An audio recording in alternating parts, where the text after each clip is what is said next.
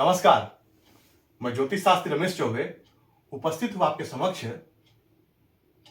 कुंडली मिलान के विषय को लेके, अर्थात कुंडली मिलान के अंतर्गत हम भक्कूट दोष की चर्चा कर रहे थे और जारी है ये विषय हमारा। तो भक्कूट दोष में मैंने आपको द्वादश का इसके पहले बताया था और आज मैं आपको नवम पंचम भक्कूट बताऊंगा। बहुत इंपॉर्टेंट है नवम पंचम भक्कूट। सिर्फ ऐप के माध्यम से हम मिला लेते हैं और उसके बाद में यदि जीरो आता है भक्कूट तो हम देखते हैं कि नवम पंचम भक्कूट है, ये तो विवाह होगी नहीं और अच्छे से अच्छा रिश्ता हमारे हाथ से निकल जाता है। तो सिर्फ ऐप पे मिलान के माध्यम से अपने आप को स्थिर मत रखिए, बल्कि किसी अभिज्ञ ज्योतिषी की राय लीजिए, इससे आपको फायदा होगा और अच्छा रिश्ता आपके हाथ से नहीं निकलेगा। 36 जो गुण मिलान होते हैं उसमें 7 अंक प्राप्त है भक्कूट को। तो आप सोचिए कितना महत्वपूर्ण है ये 7 अंक। यदि आपका भक्कूट मिल गया तो सीधा 7 अंक आपको मिल जाता है। तो भक्कूट मिलान बहुत ही आवश्यक है, क्योंकि भक्कूट मिलान यदि नहीं होगा और नवम पंचम का भक्कूट आएगा तो संतान नहीं होता है, संतान में बाधा आता है और मैंने ऐसा देखा भी है। इसीलिए नवम पंचम भक्कूट का मिलान करना नितांत आवश्यक है। अब ये जो भक्कूट है इसका परिहार भी है, तो कैसे है क्या है संपूर्ण चर्चा मैं आज करूंगा। ध्यान से देखिएगा वीडियो को और अंत तक देखिएगा, क्योंकि वीडियो अपने आप में बड़ा ही इंपॉर्टेंट है।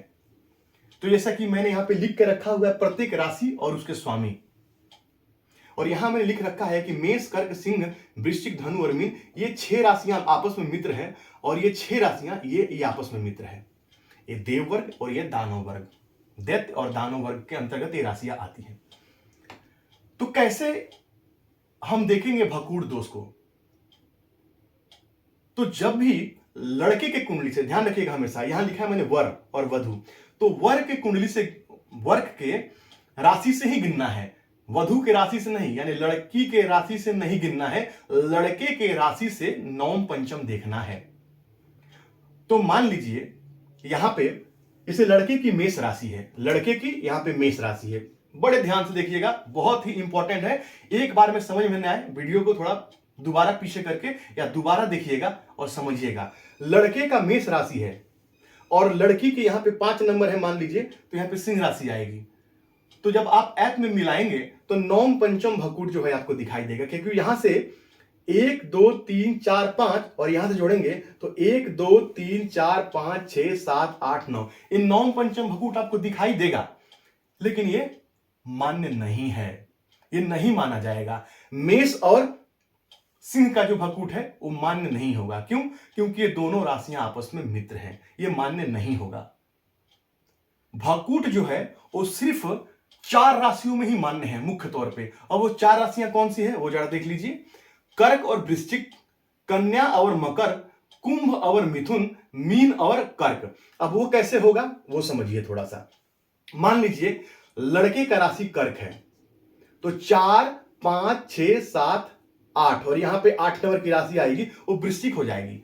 तो लड़के के राशि से लड़की की राशि यदि पंचम है तब ये भक्कूट है, यानी कि कर्क और वृश्चिक का यदि भक्कूट है तो ये भक्कूट मान्य है, ये भक्कूट लगेगा और इसमें यदि आपने विवाह किया तो संतान प्राप्ति को लेकर बाधा आएगी। उसी प्रकार से अगला यहां पे कन्या राशि है, यानी कि 6 नंबर की राशि है, तो 6 7 8 9 और 10 और यहां पे मकर राशि है। तो लड़के के राशि से लड़की की राशि पंचम हो गई, तो ये भक्कूट दोष है और ये भक्कूट लगेगा, यानी कि कर्क वृश्चिक का और कन्या और मकर का भक्कूट लगेगा और लगेगा। इसमें यदि आपने विवाह किया तो संतान प्राप्ति में बाधा आएगी। आप देखते हैं बहुत सारे लोग हॉस्पिटल में लगातार पैसा फूकते रहते हैं, पैसा खर्चा होते रहता है, बस यही गलती की वजह से उनके संतान प्राप्ति में बाधा आती है। और कई बार मैंने देखा है आईवीएफ कराते रहते हैं, वो भी खराब हो जाता है संतान। आईवीएफ कंसीव नहीं कर पाती है, वो लेडी, वो औरत कंसीव नहीं कर पाती है और खराब होते रहता है संतान। तो ये है वो योग, तो इसको ध्यान रखना है आपको। तीसरा क्या है? कुंभ और मिथुन, 11 12 1 2 और 3 मिथुन। यहां पे यदि लड़के का कुंभ और लड़की की मिथुन राशि है तब ये भकूट लगेगा और ये मान्य है। आगे चौथा, ये लिख के इसलिए समझा रहा हूं ताकि आपके दिमाग में आपके बैठ जाए ये चीज। मीन और कर्क का 12, 1, 2, 3 और 4, यहां पे 4 नंबर की राशि आएगी। ये भकूट मान्य है। यहां यदि भकूट आपको लगता है तो समझिए कि फिर संतान प्राप्ति में बाधा आएगी। तो ये 4 राशियों के भकूट को आपको त्याज्य करना है।